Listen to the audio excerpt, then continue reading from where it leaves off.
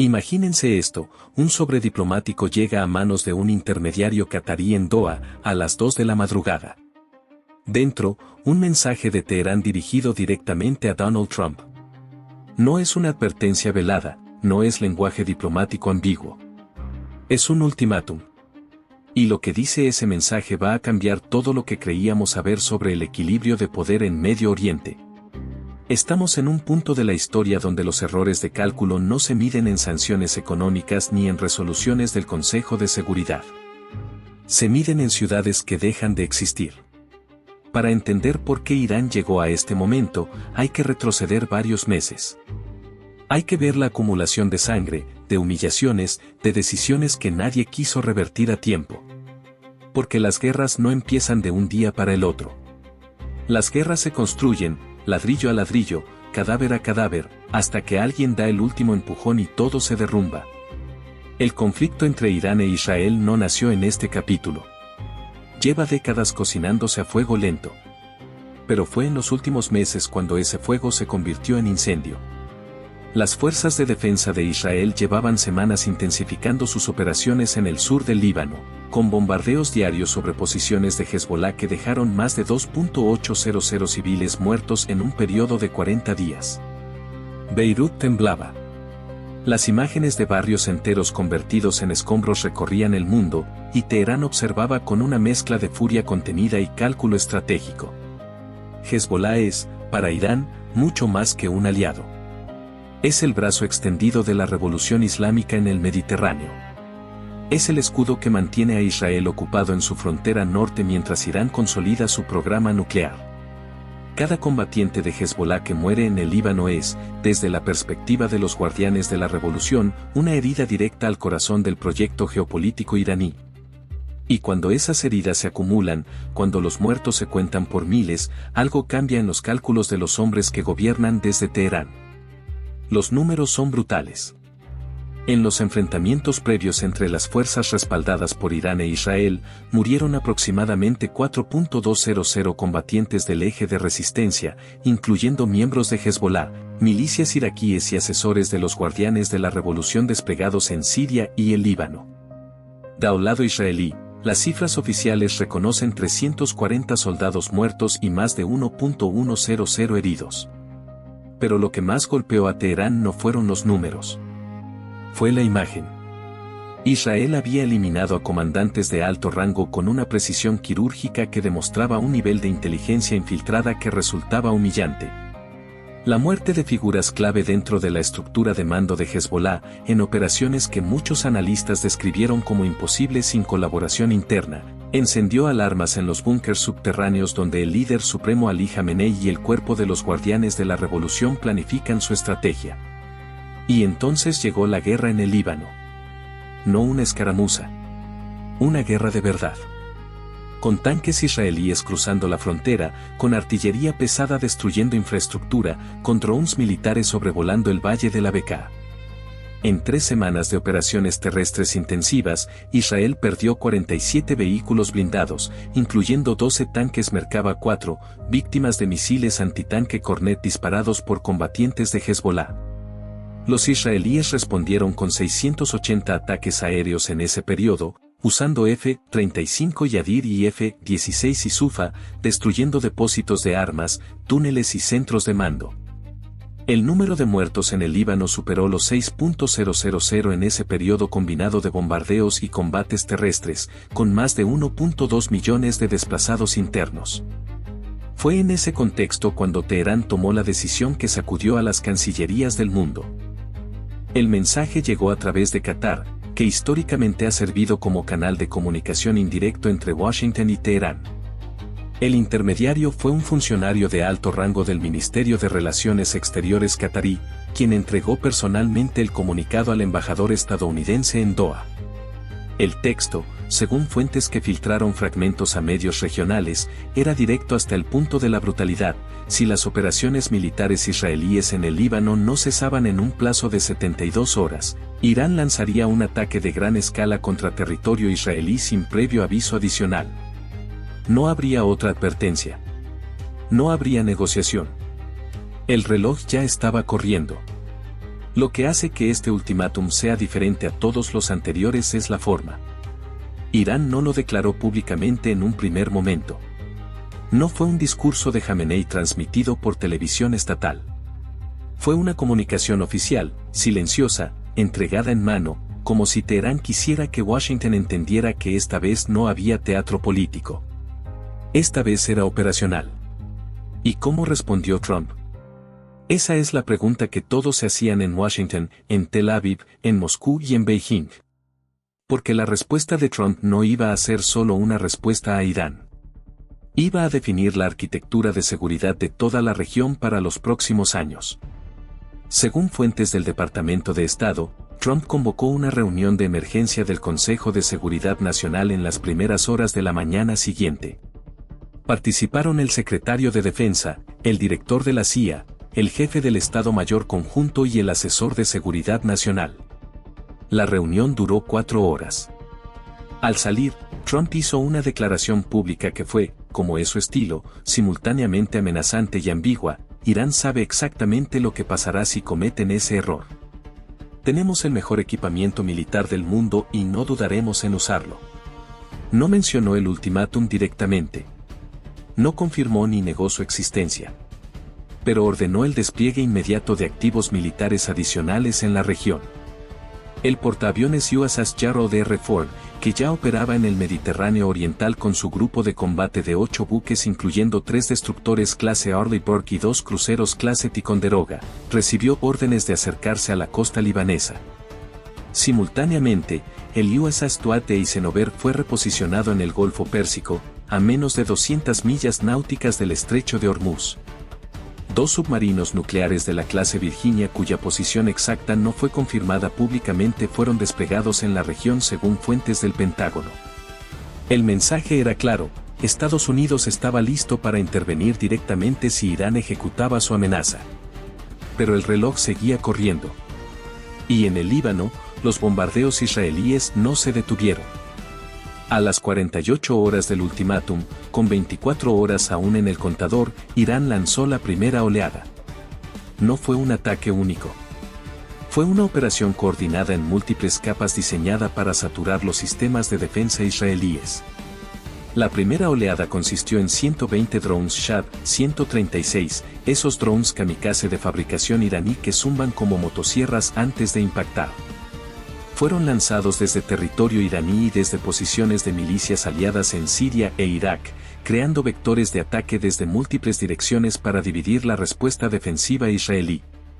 El sistema Iron Dome interceptó 89 de ellos. 14 fueron derribados por sistemas Arrow 2 y Arrow 3. 17 lograron penetrar las defensas y golpearon objetivos en el norte de Israel, incluyendo una base logística cerca de Haifa que quedó parcialmente destruida. Murieron 23 soldados israelíes en esa primera oleada. 67 resultaron heridos. 40 minutos después, llegó la segunda capa, 34 misiles balísticos de corto y mediano alcance, incluyendo versiones del Solfagar y el Fate-110. De esos 34, el sistema Arrow 3 interceptó 21. Los 13 restantes impactaron en diversas zonas, con los daños más significativos en las cercanías de Beerseba y en instalaciones militares en el desierto del Negev. Las sirenas de alerta sonaron simultáneamente en Tel Aviv, Haifa, Jerusalén y Beerseba. Los israelíes corrían a los refugios antibombas con una mezcla de terror y determinación que solo puede entender quien ha vivido bajo esa amenaza toda su vida. Piénsenlo desde la perspectiva de un padre de familia en Tel Aviv. Son las 2 de la madrugada. Sus hijos duermen. De repente, las sirenas. 30 segundos para llegar al refugio. ¿Cuántas veces puede un ser humano vivir esa experiencia antes de que algo se quiebre por dentro? Esa es la realidad que millones de israelíes enfrentaban esa noche. Y en Teherán, esa misma noche, millones de iraníes también miraban el cielo con miedo, sabiendo que la respuesta israelí era inevitable y que su ciudad también podría estar en la mira. Israel respondió en menos de 2 horas. La Fuerza Aérea Israelí lanzó una operación que los analistas militares describieron después como la más ambiciosa en la historia del país. 74 cazas F-35 Yadir despegaron en oleadas desde múltiples bases, cruzando el espacio aéreo de Jordania y Arabia Saudita en una ruta que claramente había sido coordinada diplomáticamente con anterioridad o que simplemente ignoró las protestas de esos países. El objetivo principal era el complejo de enriquecimiento nuclear de Natanz, enterrado bajo metros de concreto reforzado en el centro de Irán. El objetivo secundario era la instalación de Fordo, construida dentro de una montaña cerca de Los F-35 y llevaban bombas Bunker Buster GBU-28, capaces de penetrar más de 6 metros de concreto reforzado. También llevaban misiles de crucero Papa Turbo de largo alcance para atacar sistemas de defensa aérea iraníes antes de que los cazas entraran en el espacio aéreo iraní. La defensa aérea iraní, equipada con sistemas S-300 de fabricación rusa, logró derribar 3 F-35 y israelíes. Sus pilotos eyectaron sobre territorio iraní o en zonas fronterizas. 2 fueron rescatados por operaciones especiales israelíes. Uno fue capturado por las fuerzas iraníes, lo que se convertiría en un elemento de negociación crítico en los días siguientes. Los ataques a Natanz y Fordo causaron daños significativos pero no la destrucción total que Israel buscaba. Las instalaciones más profundas sobrevivieron. Los expertos nucleares que trabajaban en esas instalaciones habían sido evacuados días antes, lo que sugería que Irán anticipaba el ataque. Murieron 47 técnicos y soldados iraníes en las instalaciones de Natanz. Las imágenes de satélite mostraron cráteres masivos y estructuras superficiales completamente destruidas, pero la pregunta de si el programa nuclear iraní había sido verdaderamente detenido quedó sin respuesta. ¿Quién tiene razón en este conflicto? Israel, que argumenta que un Irán nuclear representa una amenaza existencial y que tiene el derecho a defenderse preventivamente. ¿O Irán, que sostiene que su programa nuclear es pacífico y que es la víctima de una agresión sistemática orquestada por potencias extranjeras? Esa pregunta no tiene una respuesta simple, y cualquiera que les diga que sí la tiene está mintiéndoles. Mientras tanto, en el mar, la situación escalaba de manera igualmente alarmante. Las fuerzas navales del Cuerpo de los Guardianes de la Revolución Islámica desplegaron una flota de lanchas rápidas y 3 submarinos clase Gadir en el estrecho de Hormuz. Por ese estrecho pasa aproximadamente el 20% del petróleo que consume el mundo. En 48 horas, el precio del barril de petróleo saltó de $87 a $134. Los mercados financieros globales entraron en pánico. El Dow Jones cayó 2.400 puntos en una sola sesión. En México, en Argentina, en Colombia, en todos los países que dependen de combustibles importados, la gente empezaba a sentir en el bolsillo las consecuencias de una guerra que ocurría a miles de kilómetros de distancia. Los submarinos iraníes en el Hormuz no atacaron directamente, pero su presencia fue suficiente para que 23 buques petroleros cambiaran de rumbo y abandonaran el estrecho. El USS Eisenhower respondió lanzando patrullas aéreas continuas sobre el Golfo con F-18 Super Hornet. 2 lanchas rápidas iraníes que se aproximaron a menos de 500 metros del perímetro de seguridad del portaaviones fueron advertidas con disparos de advertencia. Una de ellas no respondió y fue destruida por fuego de un destructor estadounidense. Murieron 8 marineros iraníes. La tensión en el Golfo Pérsico alcanzó un nivel que no se veía desde la Guerra del Golfo de 1991. Las corbetas de la Marina israelí, mientras tanto, enfrentaban una amenaza diferente. Desde la costa libanesa, Hezbollah lanzó misiles antibuques E-802 de fabricación china contra 2 corbetas de la clase Sa'ar 6 que patrullaban frente a la costa norte de Israel. Un misil fue interceptado por el sistema de defensa naval Barak 8. El segundo impactó en la popa de la corbeta Anas Megan, causando un incendio severo. 11 marinos israelíes murieron. La corbeta logró llegar a puerto con sus propios medios, pero quedó fuera de combate. En el frente terrestre, la frontera entre el Líbano e Israel se había convertido en una línea de fuego continuo. Las fuerzas de Hezbollah lanzaron más de 3.400 cohetes y misiles en una semana, desde catyusas de corto alcance hasta misiles Fate-110 de mayor precisión. El Iron Dome y los sistemas David Sling interceptaron aproximadamente el 87% de los proyectiles. pero el 13% restante era suficiente para causar destrucción masiva. En Arilla, en Kiryat Shmona, en Saf, las imágenes eran devastadoras. 156 civiles israelíes murieron en esos bombardeos en una semana. 892 resultaron heridos. Del otro lado de la frontera, la artillería israelí y los ataques aéreos continuos causaron más de 2.100 muertos en el Líbano en ese mismo periodo, la gran mayoría civiles. El hospital Al-Ars en el norte del Líbano quedó sin capacidad para atender a los heridos. Los médicos operaban en condiciones que recordaban a las peores imágenes de la Segunda Guerra Mundial. El mundo miraba, y la pregunta que nadie quería responder era, ¿cuándo se detiene esto? En los cuarteles generales, las escenas eran igualmente dramáticas. En Teherán, el Consejo Supremo de Seguridad Nacional se reunió en una sala subterránea blindada. Jamenei, de 84 años, escuchaba los reportes de sus generales con una expresión que sus colaboradores describieron como de determinación absoluta. La pérdida de los 3 F-35 israelíes fue presentada como una victoria. Los daños en Natanz, como un crimen de guerra que justificaba la continuación de las operaciones. La pregunta sobre si lanzar los misiles Saab-3 de largo alcance, capaces de alcanzar cualquier punto de Israel con una carga convencional de 760 kilogramos, seguía sobre la mesa. En Jerusalén, el gabinete de guerra israelí debatía con la misma intensidad. El primer ministro enfrentaba una presión interna brutal, la opinión pública israelí exigía una respuesta contundente, pero los generales advertían sobre los límites de lo que Israel podía sostener sin apoyo estadounidense directo. La pregunta de si usar las capacidades nucleares de Israel, nunca reconocidas oficialmente pero universalmente asumidas, fue descartada en esa reunión. Por ahora. En Washington, Trump hablaba por teléfono con el primer ministro israelí durante 40 minutos. Según personas familiarizadas con esa conversación, Trump fue explícito: Estados Unidos no entraría directamente en el conflicto a menos que Irán atacara activos estadounidenses. La protección de Israel era un compromiso, pero la participación directa en combate tenía un umbral específico. Esa línea, sin embargo, ya estaba siendo puesta a prueba por la proximidad de los ataques iraníes a las posiciones donde operaban asesores militares estadounidenses.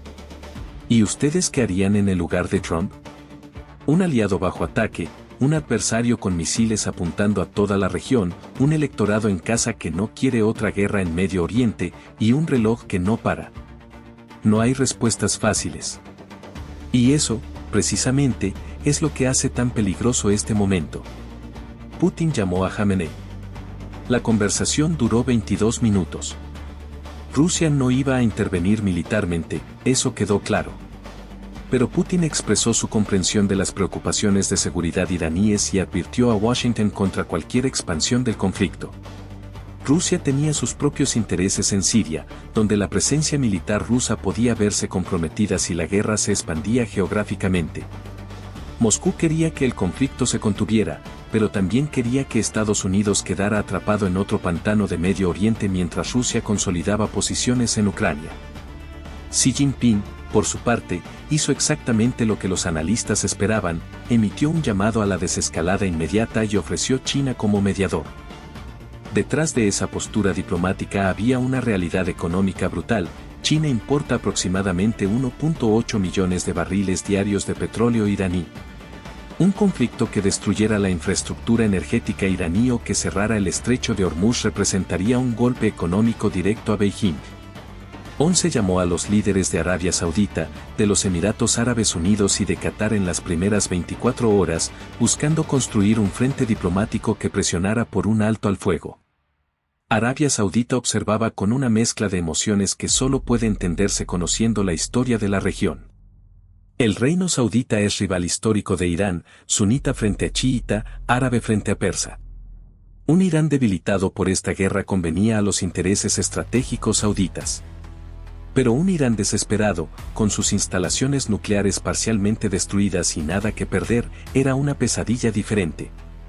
El príncipe heredero Mohammed bin Salman mantuvo un silencio calculado durante las primeras 48 horas antes de emitir un comunicado pidiendo la protección de civiles y la estabilidad regional, que en el lenguaje diplomático de la región significaba exactamente nada. Los líderes europeos, desde Macron hasta Scholz, hicieron lo que los líderes europeos hacen en estas situaciones: se reunieron de emergencia, emitieron comunicados, pidieron moderación a todas las partes y enviaron a sus diplomáticos a hacer llamadas telefónicas que nadie en Teherán ni en Tel Aviv estaba dispuesto a atender. La Unión Europea no tenía palancas reales en este conflicto. Su influencia sobre Israel era limitada. Su influencia sobre Irán era prácticamente inexistente después de años de sanciones. Pero el precio del gas en Europa ya estaba subiendo, y eso sí era un problema doméstico que los líderes europeos no podían ignorar. En las calles de Teherán, la situación era compleja. Había iraníes que salían a las calles a expresar apoyo al gobierno, agitando banderas y coreando consignas.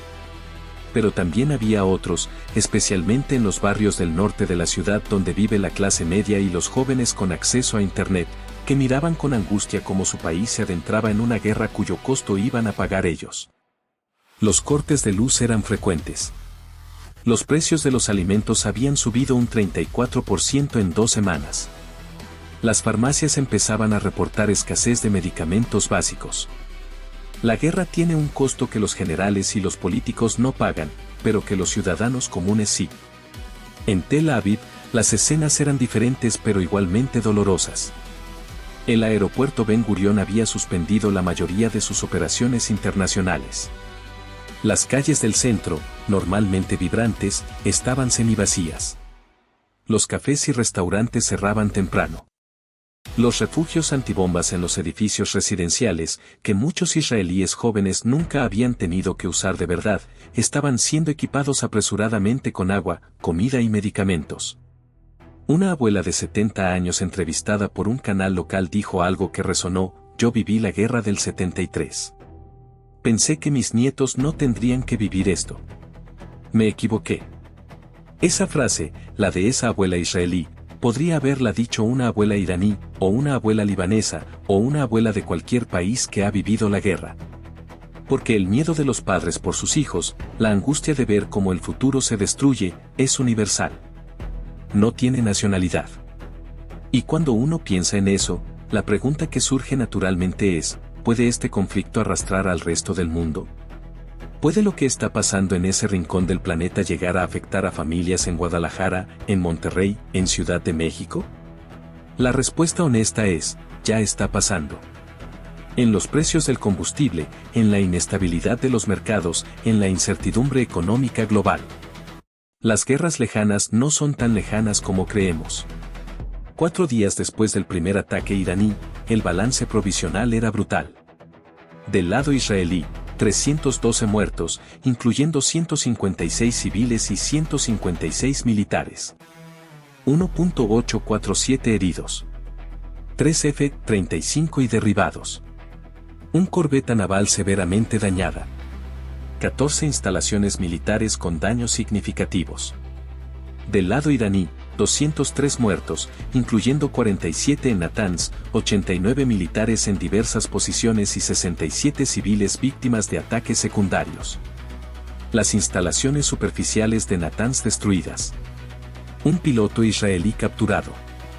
Del lado de Hezbollah y el Líbano, más de 2.100 muertos en territorio libanés en la semana más intensa del conflicto.